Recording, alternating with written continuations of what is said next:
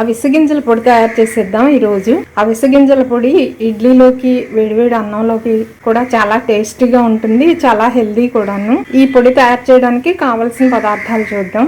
అవిసె గింజలు, పచ్చిశనగపప్పు, పొట్టు మినపప్పు, మెంతులు, ధనియాలు, జీలకర్ర, వెల్లుల్లి రెబ్బలు, కళ్ళుప్పు, కొంచెం చింతపండు, ఎండుమిర్చి.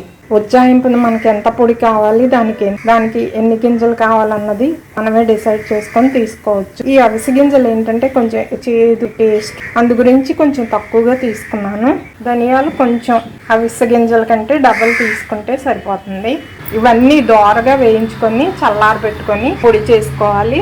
స్టవ్ వెలిగించి పాన్ పెట్టుకొని ఇటెక్కిన తర్వాత ఇవన్నీ విడివిడిగా వేయించేసుకోవాలి. ఇదిగోండి చిటపట్లు ఆడుతున్నాయి. ఈ విధంగా చిటపట్లు ఆడే వరకు వేయించేసుకోవాలి. ఇప్పుడు శనగపప్పు వేయించేద్దాం. శనగపప్పు కూడా దోరగా వేగాయి, సరిపోతుంది. ఇప్పుడు ధనియాలు వేయించేద్దాం. ఇవి వేగిన తర్వాత కమ్మటి వాసన వస్తుంది, అంతవరకు వేయించుకోవాలి. ఈ ధనియాలు కొంచెం వేగిన తర్వాత 4-5 ఎండుమిర్చి వేసుకొని ధనియాలతో పాటు వేయించేస్తే ఎండుమిర్చి కూడా వేగుతాయి, చక్కగా ఈక్వల్గా వేగుతాయి. ఇప్పుడు పొట్టు మినపప్పు, మెంతులు కొంచెం వేయించేసుకుందాం.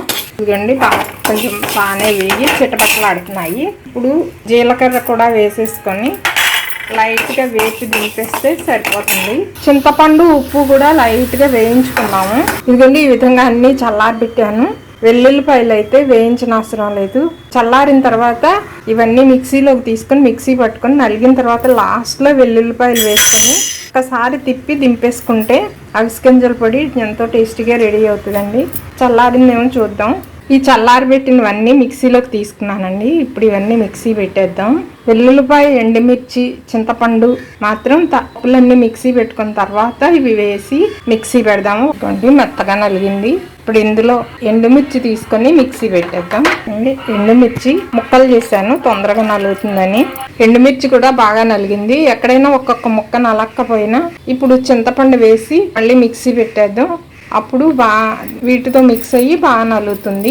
ఉప్పు సరి చూశాను, కొంచెం అవసరమైందని కొంచెం కళ్ళుప్పు యాడ్ చేశాను. ఇప్పుడు లాస్ట్లో ఈ వెల్లుల్లి రబ్బలు వేసుకొని ఒక్కసారి తిప్పు తిప్పి తీస్తే బాగా నలిగి ఎంతో టేస్టీగా పొడి రెడీ అవుతుందండి. కావాలనుకున్న వారు కొంచెం బెల్లం కూడా వేసుకోవచ్చు ఇందులోనే, ఇంకా టేస్టీగా ఉంటుంది. బెల్లం నచ్చిన వారు బెల్లం వేసుకొని అవసరం లేదు. మాకు ఇలాంటి పొడిల్లో కొంచెం ఒక చిన్న స్పూన్ బెల్లం వేసుకుంటే ఇష్టం అండి. బెల్లం కూడా యాడ్ చేసి మరొకసారి మిక్సీ పెట్టేద్దాం. ఉప్పు సరి చూశాను, ఉప్పు, చింతపండు, కారం అన్నీ సరిపోయాయి. ఇప్పుడైతే రెడీ అయిపోయిందండి. ఈ విధంగా వచ్చింది. డిష్ అవుట్ చేసేద్దాం. ఇదోనండి అవిసె గింజల పొడి రెడీ అయిపోయింది. నేను ఈ చిన్న గిన్నెడు చేశానండి. కావలసిన వారు కొంచెం ఎక్కువ చేసుకోవచ్చు. నెల కూడా నిలవ ఉంటుంది, ఇదేం పాడవదు. అవిసె గింజల పొడి సిద్ధం. Thank you for watching. ఈ వీడియో నచ్చితే please like, share and subscribe.